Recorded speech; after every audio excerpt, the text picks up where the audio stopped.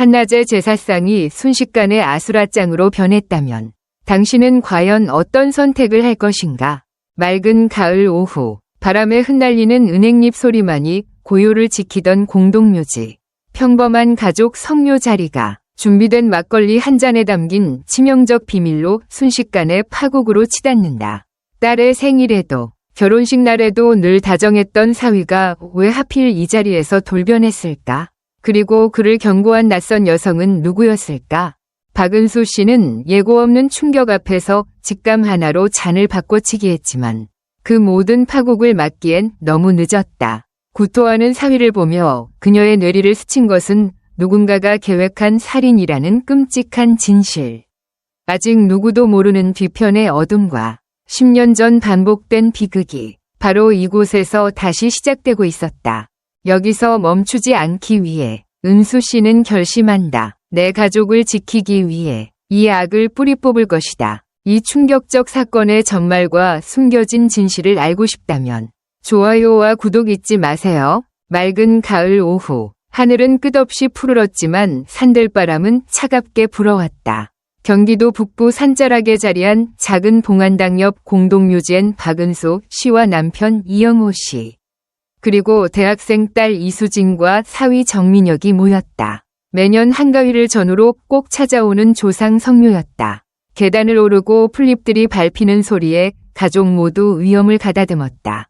봉분 앞에 차려진 제사상을 정성스럽게 단장하던 은수 씨는 문득 사위를 바라보았다. 민혁은 언제나처럼 깔끔한 흰 셔츠 차림에 입가엔 다정한 미소를 띠고 있었다. 새해 전 수진의 손을 잡고 온 그 남자는 낯설었지만 이내 박씨 부부의 마음을 얻었다. 마음에 안 드시면 말씀하세요. 라던 첫인상과 달리 곁에서 작은 배려를 놓치지 않는 모습이었으니까. 민혁 씨, 저쪽 제사상 위 과일 좀 더 올려줄래요? 네, 처가 어머님, 얼른 준비해뒀어요. 그가 성큼성큼 뒤로 물러나더니 차 트렁크에서 뭔가를 꺼내왔다. 유리병에 담긴 달빛처럼 투명한 막걸리와 금태가 섬세하게 둘러진 도자기 잔넷. 이번 건 특별히 제가 준비했습니다. 어머님 좋아하시는 전통 방식으로 만든 술이거든요. 은수 씨는 사위의 세심함에 미소 지었지만 어딘가 묘하게 찝찝함이 밀려왔다. 바로 지난 봄 딸의 생일에도 그런 일이 있었기 때문이다. 그날도 민혁은 엄마가 좋아하실 줄 알고라며 특제 술잔을 선물했다가 은수 씨가 수줍게 고개를 젓자 서운한 기색을 드러냈다. 딸 수지는 남편 편을 들었다. 엄마, 오빠가 그렇게 챙겨주는데 왜 자꾸 그러세요? 아니, 네가 좋아하는 걸 안다니 고마운 마음은 알지만 엄마, 그냥 맛있게 드시면 되잖아요. 수진의 주장은 언제나 단호하지만 은수 씨는 마음속에서 복잡한 감정이 뒤엉켰다. 사랑하는 딸 사위이지만 뭔가가 걸리는 직감이 되풀이되었다. 그 순간 돌담길 넘어 묘지 뒷산 길로부터 한 낯선 여성이 걸어 나왔다. 중년의 그녀는 허리를 조금 굽힌 채 초조하게 주변을 살피더니 은수 씨에게 다가왔다. 얼굴엔 다분히 당혹이 배어 있었고 목소리는 떨렸다. 죄송하지만 잠시 말씀 좀 나눌 수 있을까요? 은수 씨는 의아했으나 고개를 끄덕였다. 여성은 은수 씨를 제사상에서 조금 떨어진 묘지 언저리로 데려갔다. 제사 음료, 그 술, 드시지 마세요. 저 남자가 뭔가를 섞었어요. 이전에도 똑같이 그랬습니다. 은수 씨는 귀를 의심했다. 무슨 말씀이신지? 제 말은 사실입니다. 저도 전에 같은 방식으로 당했어요. 제발 그 술을 마시지 마세요. 낯선 여인은 서둘러 뒤돌아갔다. 돌담 뒤로 사라진 그녀의 뒷모습이 어른거렸다. 은수 씨는 멍하니 굳어 있었다. 잠시 후 제사상을 향해 돌아온 은수 씨 앞에서 민혁은 막걸리를 병에서 잔 위로 따르고 있었다. 처가 어머님, 이 술 정말 좋습니다. 먼저 드셔보세요. 순간 두 가지 이미지가 교차했다. 하나는 사위의 온화한 미소, 다른 하나는 낯선 여인의 떨리는 경고. 은수 씨의 직감은 무겁게 흔들렸다. 어떻게든 자연스럽게 넘어가야 했다. 아이고, 민혁 씨가 이렇게 챙겨주시니 감사하지요. 근데 제사 전에는 장모가 먼저 술을 드셔야 복이 따른다고 하더라고. 자네 먼저 드셔봐. 은수 씨는 미소 지으며 빈 그릇을 민혁에게 건넸다. 순간 민혁의 눈빛이 미묘하게 흔들렸지만 곧 평소처럼 눈가를 들어 웃음을 띄었다. 그럼 제가 먼저 맛보겠습니다. 그는 잠시 망설이다 잔을 입가에 가져갔다.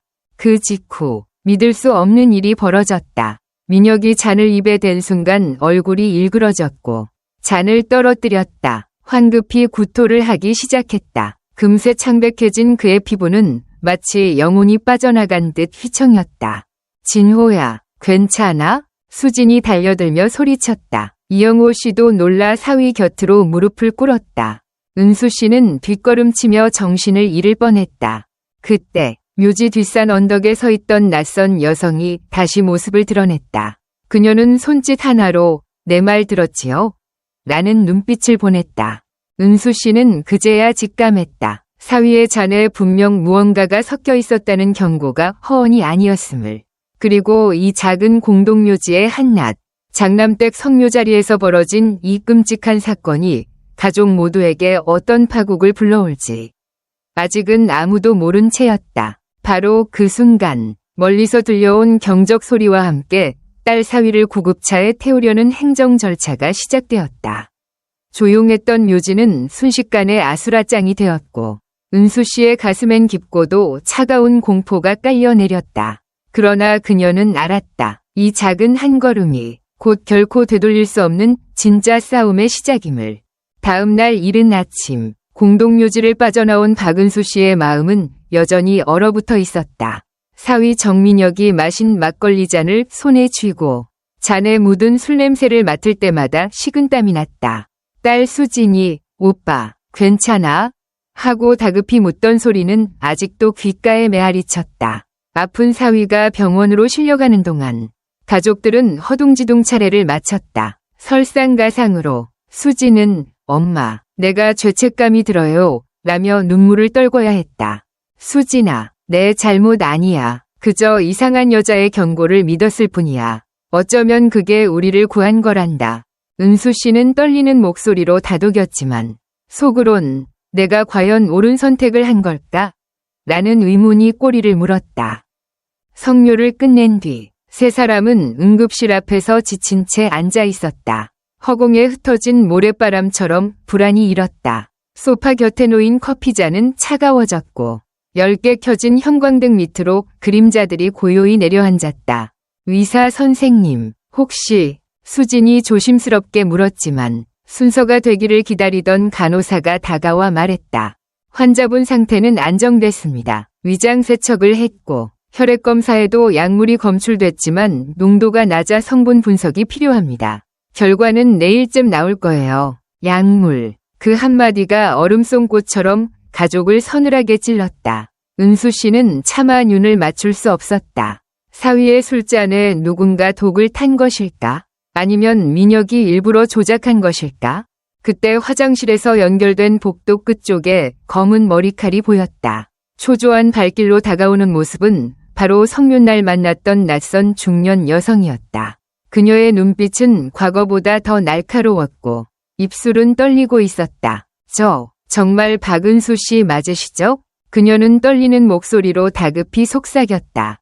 지난번에도 말씀드렸지만 그 남자가 단순히 사위가 아닙니다. 제 동생이 10년 전 그에게 죽임을 당했어요. 그리고 그 방식대로 오늘도 누군가를 노렸던 겁니다. 온몸에 털이 곤두섰다. 오랜만에 듣는 그 말은 마치 냉수 한 그릇이 머리를 스치는 듯했다. 은수 씨는 숨을 가다듬고 물었다. 당신 누구십니까? 어떻게 이런 일을 알게 되셨나요? 전 윤정이라고 합니다. 제 동생이 그 사람과 사귀었고 그의 계획을 녹음으로 남겼어요. 하지만 증거가 부족해 세상에 알리지 못했죠. 그러다 수년간 추적 끝에 오늘 다시 만난 겁니다. 윤정 씨는 작은 수첩을 꺼낸 녹음 파일이 담긴 USB를 내밀었다.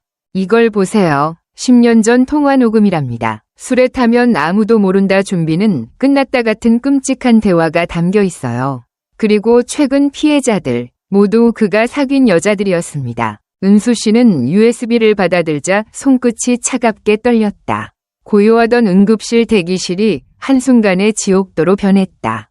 땀방울이 이마를 타고 흘러내렸지만 입술은 굳게 다물렸다. 믿기 어렵겠지만 당신 말이 사실이라면 우리 수진도 위험에 처했다는 거군요.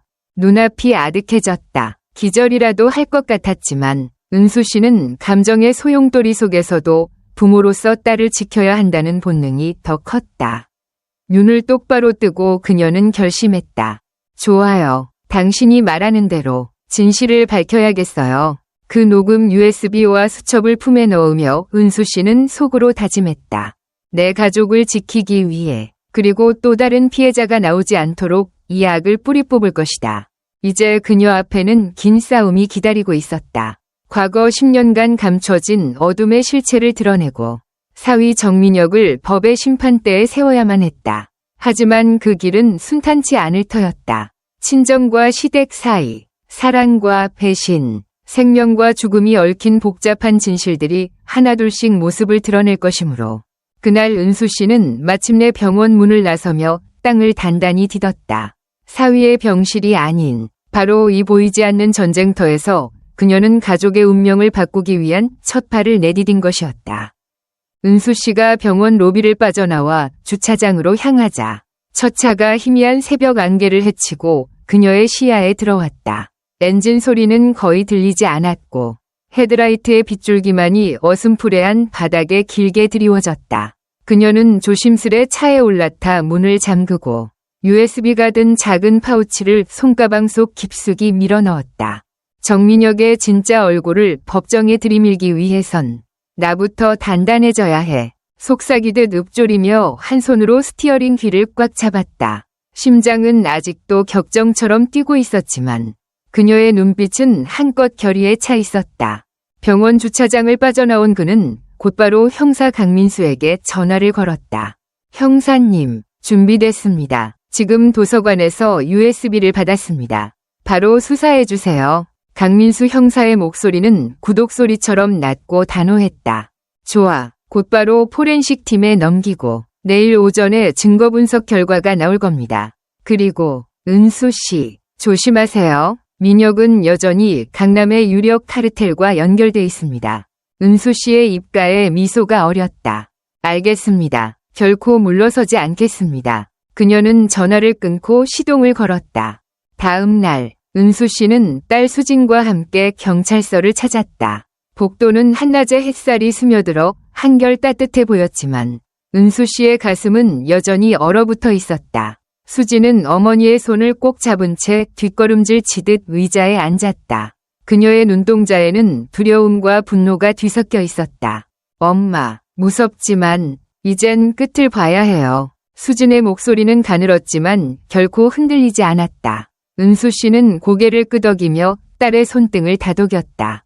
그래, 우리 함께 이겨내자. 형사 강민수는 법약 담당이와 함께 작은 회의실에서 은수 씨와 수진을 맞았다.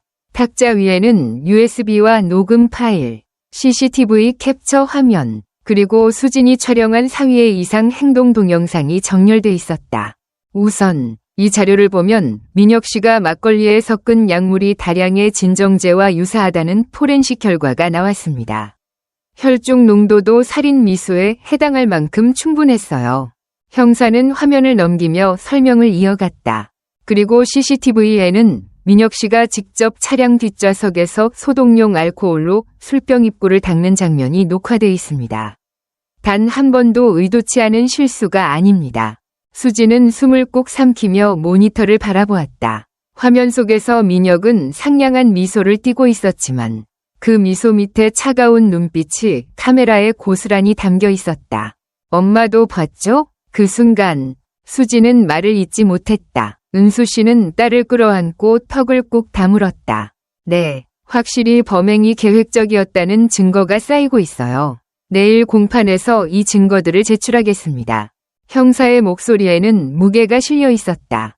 그날 오후 은수 씨는 집안 곳곳을 살폈다. 거실의 소파 아래, 서재 책장 뒤, 과거 민혁이 자주 드나들던 곳들을 꼼꼼히 확인했다. 혹시라도 놓친 단서가 있을까 하는 마음이었다. 벽장 속 손때 묻은 앨범을 꺼내 펼쳐보았다. 3년 전 수진과 민혁의 결혼식 사진이 담긴 페이지가 펼쳐지자 가슴이 먹먹해졌다. 행복했던 순간 뒤에 숨어있던 아기가 너무나도 잔인하게 다가왔던 것이다. 왜 그랬을까? 도대체 왜? 혼잣말처럼 흘린 소리가 조용한 집안을 가득 메웠다. 밤이 깊어질 무렵 은수 씨는 다시 한번 거실 창밖을 내다보았다. 달빛은 은은하게 퍼져나갔고 먼 산 그림자는 어둠 속에 스며들어 있었다. 그녀의 마음속에서는 과거의 아득함과 현재의 절박함이 뒤섞여 마치 태풍 전야의 바람처럼 불안정하게 소용돌이쳤다. 그러나 그 불안 속에서도 단 하나 분명한 것은 자신이 반드시 딸과 손잡고 이 악몽 같은 싸움을 끝내야 한다는 사실이었다. 내일 법정에서 반드시 진실을 드러낼 거야. 은수 씨는 창문을 닫고 침대 곁 탁자 위에 놓인 손목시계를 바라보며 다짐했다. 시침과 분침은 느릿하게 돌아가고 있었지만 이미 그녀의 결심은 속도를 넘어선 결정을 향해 질주하고 있었다. 그렇게 은수 씨는 가족과 함께 다시 맞설 준비를 마쳤다. 이 싸움은 단지 그녀의 사위를 벌하기 위한 것이 아니었다. 사위 한 사람의 악행 뒤에 숨어있는 눈에 보이지 않는 어둠과 부패한 시스템을 향한 경종이자 응징이었다. 그리고 그 중심에는 언제나 딸을 지키고자 하는 모성의 직감과 용기가 있었다. 이제 제3장의 막이 올라가려 한다. 정의의 무게를 견디며 그들은 법정이라는 전장에서 마지막 승부를 겨룰 것이다. 다음 날 아침, 은수 씨는 수진과 함께 법원으로 향했다. 겨울의 찬 바람이 양복 깃을 파고들었지만 두 모녀의 발걸음은 단단히 굳어 있었다. 어젯밤 가슴 속에서 맴돌던 불안과 두려움이 어느새 사라지고 그 자리에 책임감과 결의가 차올랐기 때문이다. 법원 앞 광장은 이미 많은 취재진과 시민들로 붐볐고 그 틈에서 두 사람은 서로의 손을 꼭 잡고 정문을 통과했다. 로비 한쪽에는 형사재판부 5호 법정이라는 안내판이 붙어 있었고 은수 씨는 숨을 고르며 속으로 되뇌었다. 이제 모든 것을 드러내야 해. 수진이뿐 아니라 또 다른 희생자들을 위해서라도 반드시 끝을 봐야 해. 이어지는 복도 끝에서 민혁이 호위 경찰들과 함께 들어오는 소리가 들려왔다.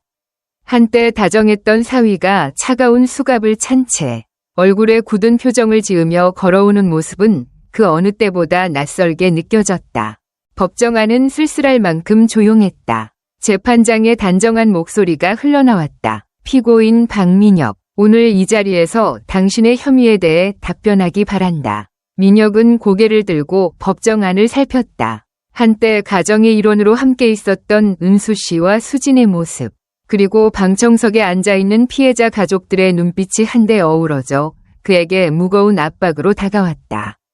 검사는 준비해온 USB 메모리를 법정 기록으로 제출하며 차분히 말했다. 이 증거는 성묘 현장에서 촬영된 영상부터 병원 CCTV, 그리고 피고인이 직접 자백한 녹음 파일과 10년 전 피해자 서연 씨와 장미라 씨의 사건 기록을 담고 있습니다.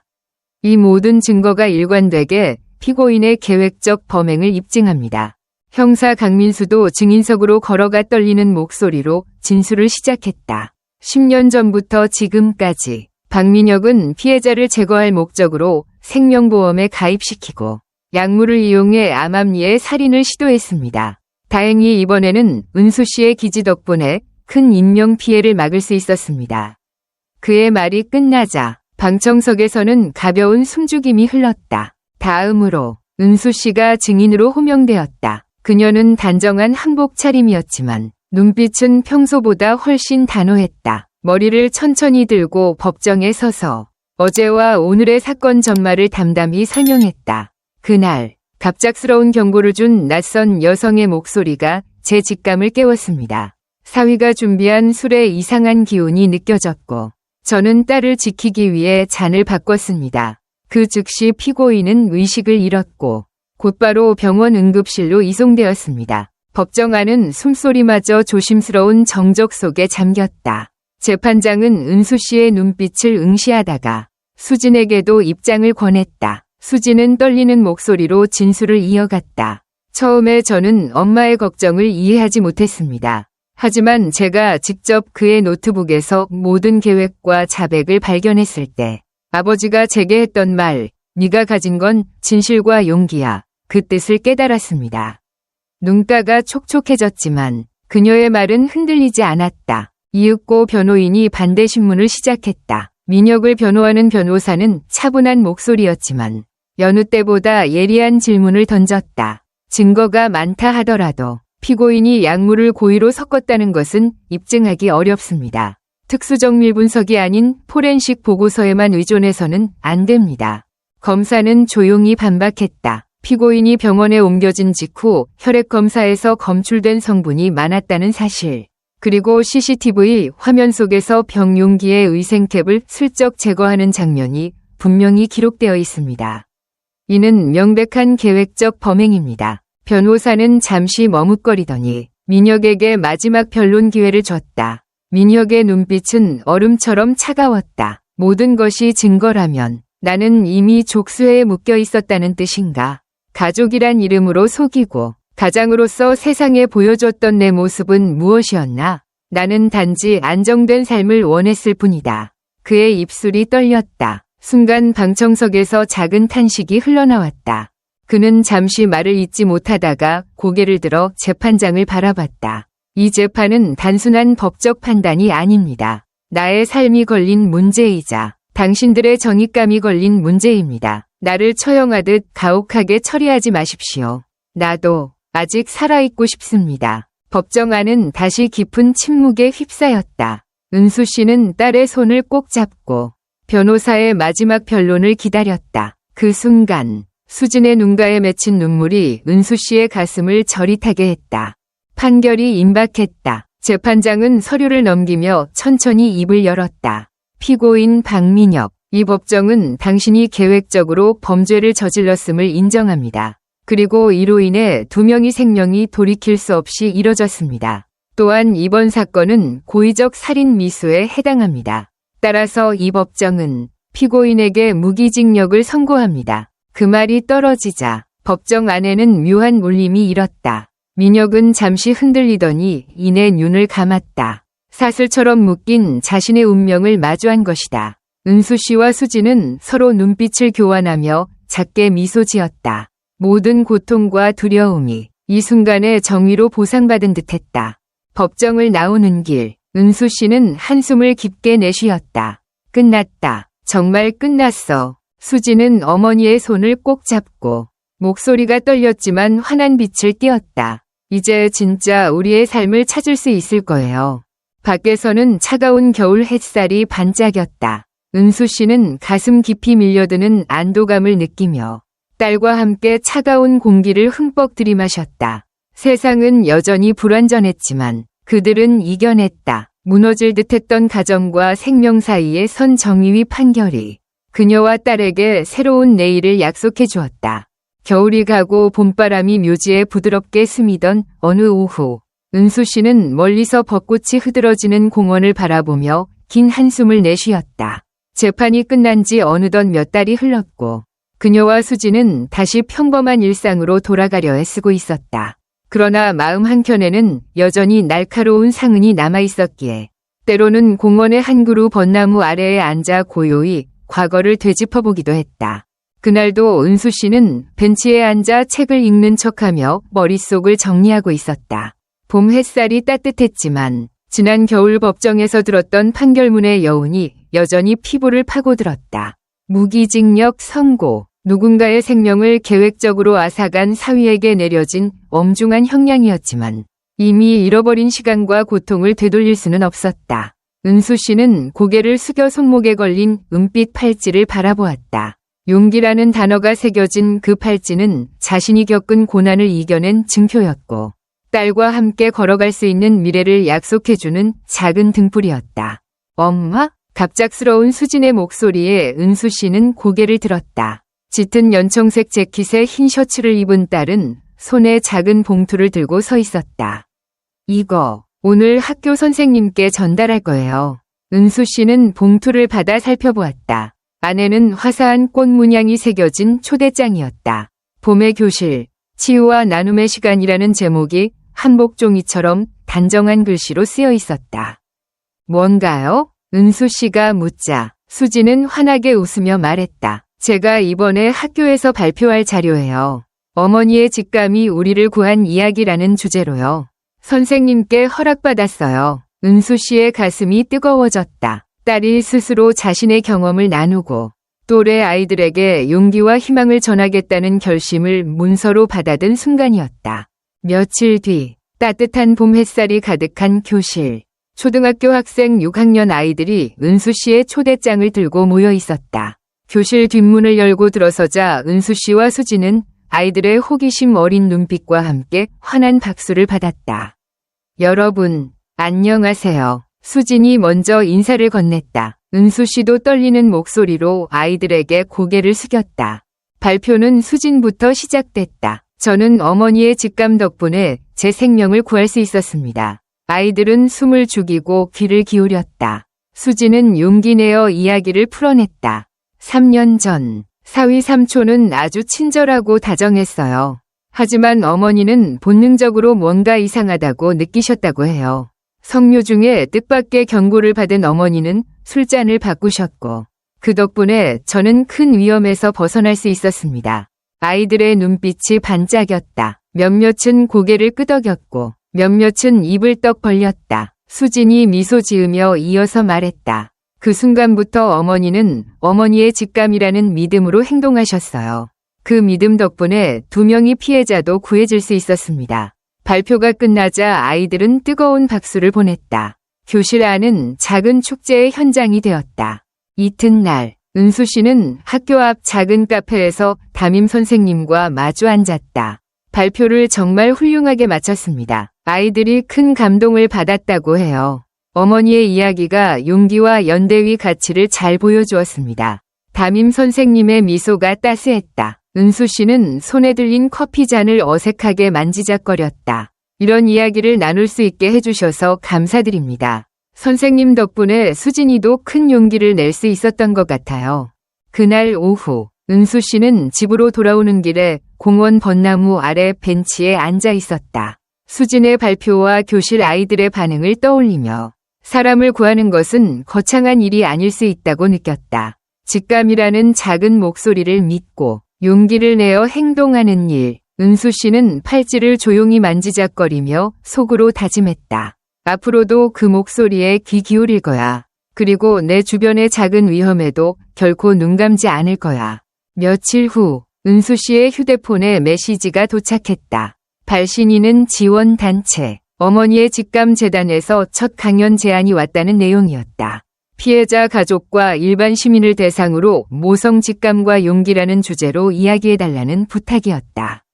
은수 씨는 잠시 머뭇거리다 미소 지으며 답장을 보냈다. 기꺼이 참여하겠습니다. 세상은 여전히 완벽하지 않았다. 하지만 은수 씨는 더 이상 혼자 두려워하지 않았다. 그녀의 직감이 다시 한번 작은 불씨를 일으켜 누군가의 생명을 구하고 마음을 어루만질 기회를 주었기 때문이다.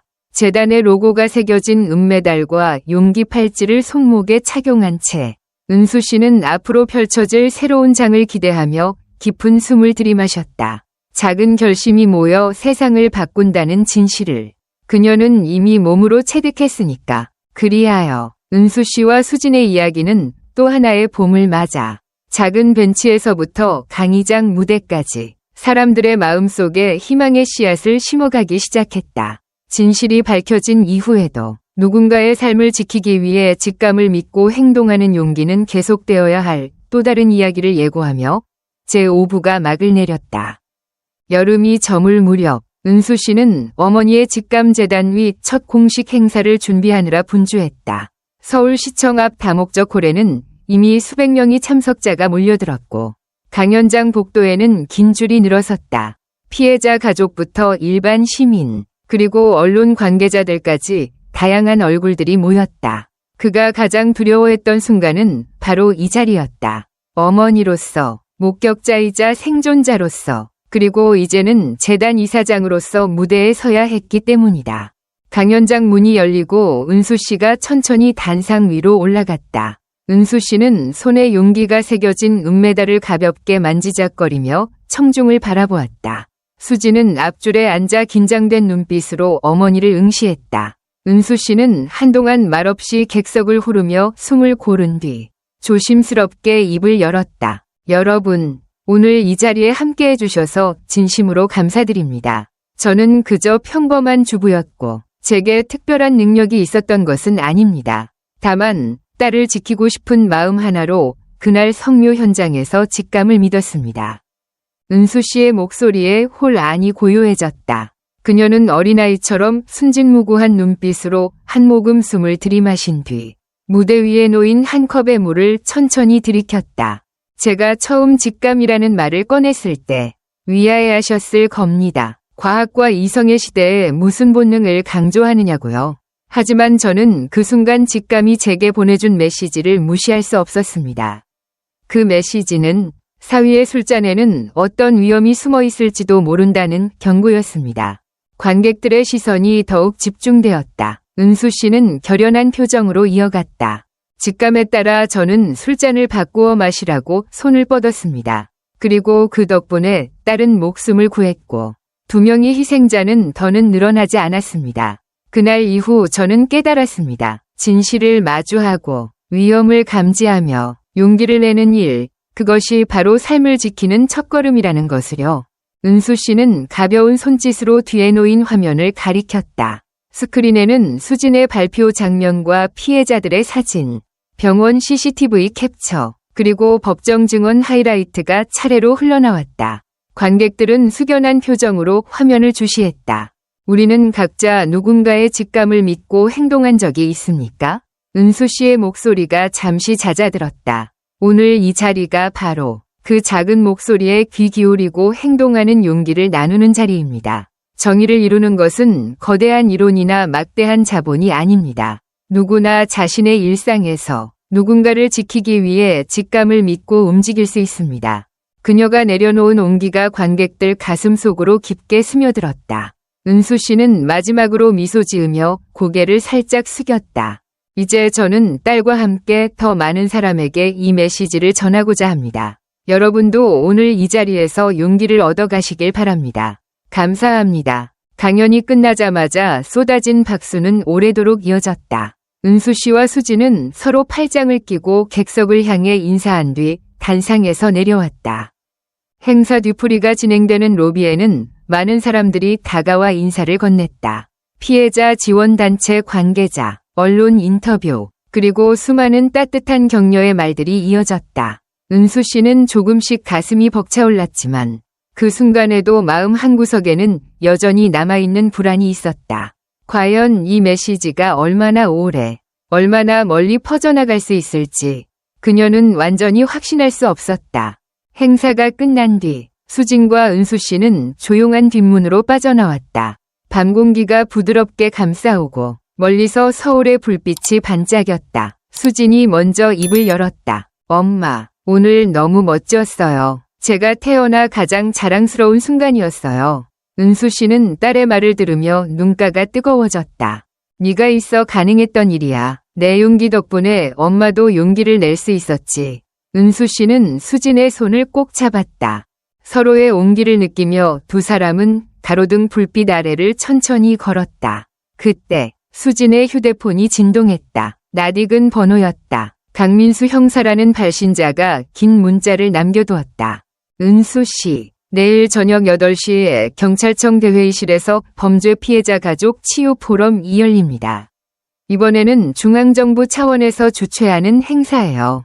이번 포럼에 은수 씨를 초청합니다. 꼭 참석해 주십시오. 강민수. 은수 씨는 문자를 읽고 고개를 끄덕였다. 형사님이 다시 불러주셨네. 수진이 물었다. 가실 거죠? 은수 씨는 멀리 빛나는 서울타워를 바라보며 대답했다. 그래, 가야지. 더 많은 사람에게 이 이야기를 전해야 해. 우리 둘만의 작은 이야기였지만 이제는 모두의 용기가 되어야 하니까. 수지는 미소 지으며 고개를 끄덕였다. 네, 엄마. 함께 계속 걸어가요. 그날 밤 두 사람이 공유한 다짐은 어둠 속에서도 빛나는 등불이 되었다. 작은 목소리가 모여 세상을 바꾸고 모성의 직감이 정의의 바퀴를 굴려가는 길, 그 여정은 아직 끝나지 않았다. 제6부는 여기서 막을 내리지만 그들이 펼쳐갈 새로운 시작은 어느새 환한 봄날처럼 머지않아 찾아올 것이다.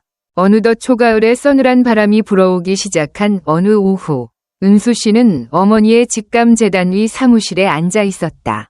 2층으로 옮긴 재단 사무실, 창밖으로는 노란 은행 잎이 하나둘 떨어지고 있었고, 탁자 위엔 며칠 전 열린 중앙정부 주최 포럼에서 받은 상장이 놓여 있었다.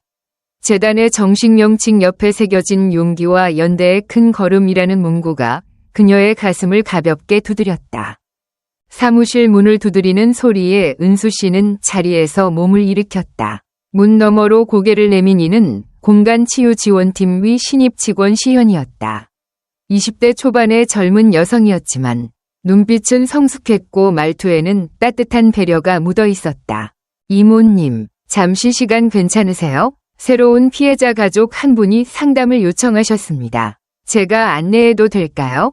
은수 씨는 수심 어린 미소를 지으며 고개를 끄덕였다. 물론이지. 시현 씨, 들어와 주겠니? 시현은 조심스럽게 사무실 안으로 들어와 작은 노트북을 꺼냈다. 어머님, 이번에 도착하신 분은 새아이의 엄마이십니다. 가정폭력과 연계된 사건을 겪으셨다고 해요. 그녀의 말에는 긴장과 연민이 섞여 있었다. 은수 씨는 그 말을 듣고 잠시 숨을 고른 뒤 정중히 답했다. 알겠구나. 내일 오전 10시에 1대1 상담 테이블 준비해두자꾸나. 시현이 고개를 숙이며 나가려는 순간 은수 씨는 다정하게 손을 내밀었다. 시현 씨, 혹시 점심 식사 같이 할래? 재단 사정 이야기 듣고 싶어서. 시현은 살짝 놀란 듯했지만 곧 환하게 미소 지으며 고개를 끄덕였다. 감사합니다. 이모님, 그럼 12시에 뵙겠습니다. 사무실 문이 닫히고 은수 씨는 잠시 책상 위에 놓인 손편지를 바라보았다. 얼마 전 사무실로 도착한 편지였다. 필체는 또박또박했지만 자격지심 없이 진솔한 고백이 담겨 있었다. 은수 이모님께, 저는 한때 어머니의 경고를 무시했던 피해자 여성입니다. 재단의 도움 덕분에 지금은 회복 중이고 작은 용기를 내어 이 편지를 씁니다. 이모님 곁에는 항상 재단 팀원들이 있고 그늘 속에 머무른 피해자들에게 햇살이 되어주실 거라고 믿습니다. 고맙습니다. 은수 씨의 눈가에 눈물이 맺혔다.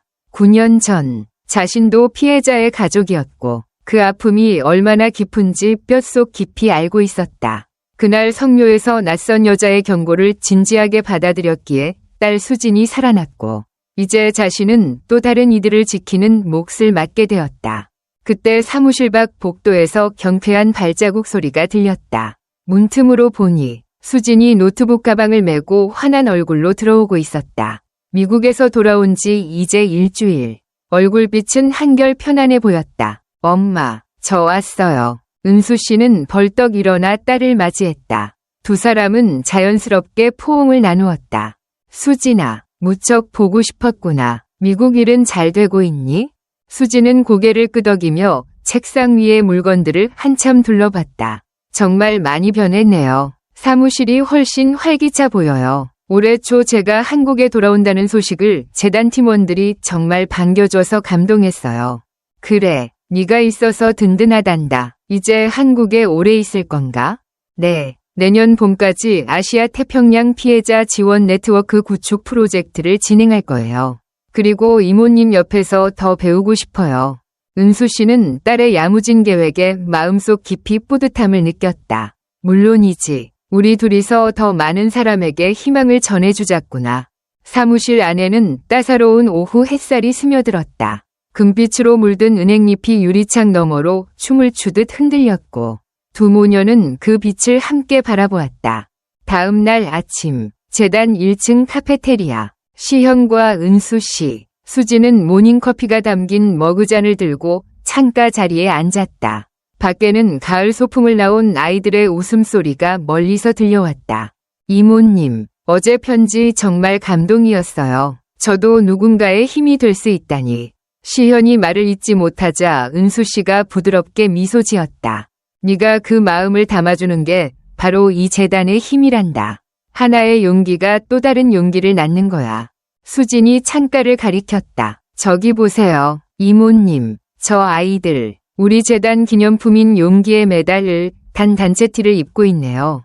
커피를 마시던 은수 씨와 시현은 동시에 고개를 돌렸다. 소풍 온 초등학생들이 파란 티셔츠에 은메달 목걸이를 하고 있었다. 교사로 보이는 어른이 설명했겠지. 은수 씨는 단상 위에 서서 증인석에 섰던 순간을 떠올렸다. 아이들에게도 어머니의 직감이 전해졌네요. 세 사람은 창밖 아이들을 바라보며 저마다 따뜻한 미소를 지었다.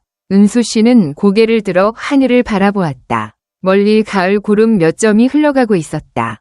오후, 재단 사무실. 진행 중이던 피해자 가족 상담을 마치고 돌아온 은수 씨에게 수진이 조심스럽게 다가왔다. 엄마, 이번 주말에 작은 행사 하나 제안이 있어요. 시연 씨가 청년 봉사자들과 함께 희망의 걸음이라는 걷기 마라톤을 기획했는데 재단 이름으로 함께 참가해 보시는 게 어떨까요? 은수 씨는 잠시 생각하더니 환하게 웃었다. 좋구나. 어렵게 회복 중인 분들도 함께 초청해서 걷는 동안 서로의 이야기를 나누면 좋겠구나. 수진과 시현은 기쁜 표정으로 박수를 쳤다. 이모님, 감사합니다. 감사합니다. 이모님. 그들의 목소리에는 다가올 마라톤을 향한 설렘이 가득했다. 그날 저녁, 은수 씨는 램프 불빛 아래 오래된 다이어리를 꺼냈다. 10년 전 작성하다 만 메모와 수진이 쓴 글귀들이 뒤섞여 있었다. 그녀는 한 장 한 장 페이지를 넘기며 미소 지었다. 그날, 직감에 솔직하게 행동했기에 나는 나와 내 딸의 삶을 구할 수 있었다. 이 이야기와 작은 용기가 이 세상을 조금이라도 밝힐 수 있다면 나는 그걸로 충분하다. 은수 씨는 다이어리를 덮으며 속으로 다짐했다. 앞으로도 계속해서 모성의 직감과 사랑을 전하며 더 많은 생존자와 가족들에게 손을 내밀겠다고. 창밖으로 바람에 흔들리는 은행잎이 춤을 추듯 내려앉았다. 가을의 끝자락, 그 바람 속에서 은수 씨는 다시 한번 작은 숨을 쉬었다. 수많은 용기와 연대의 이야기들이 아직 쓰여져야 할 내일들을 위해 그녀는 준비된 마음으로 서 있었다. 그리고 그 곁에는 언제나 그녀를 지켜준 두 딸, 수진. 그리고 아직 만날 때가 오지 않은 수많은 생존자들의 얼굴이 환히 빛나고 있었다. 이야기의 끝에서 우리가 얻을 수 있는 가장 깊은 깨달음은 작은 직감이 거대한 용기를 낳는다는 사실입니다. 은수 씨는 일상 속 미묘한 불안감을 외면하지 않고 딸을 지키기 위해 즉시 행동에 옮겼습니다. 그 선택이 생명을 구했고 잘못된 이면의 진실을 드러냈습니다. 이를 통해 우리는 다음과 같은 삶의 가치를 가슴에 새길 수 있습니다. 첫째, 본능에 귀 기울여 위험을 감지할 줄 알아야 합니다. 사소해 보이는 경고가 생명의 분기점이 될 수 있습니다. 둘째, 한 사람의 용기는 연쇄적으로 확대되어 공동체를 치유합니다. 은수 씨의 용기는 어머니의 직감 재단을 만들고 수많은 피해자에게 희망의 씨앗을 심었습니다. 셋째, 연대와 나눔은 우리 삶을 더욱 풍요롭게 만듭니다. 서로의 경험을 공유하고 서로를 지지할 때 개인을 넘어 더 큰 변화를 이끌어낼 수 있습니다. 우리도 일상에서 불안한 직감을 무시하지 말고 작은 용기를 행동으로 옮겨보세요. 그리고 그 경험을 주변과 나누어 보세요. 뜻밖의 도움과 연대가 여러분 삶에 따뜻한 빛으로 돌아올 것입니다.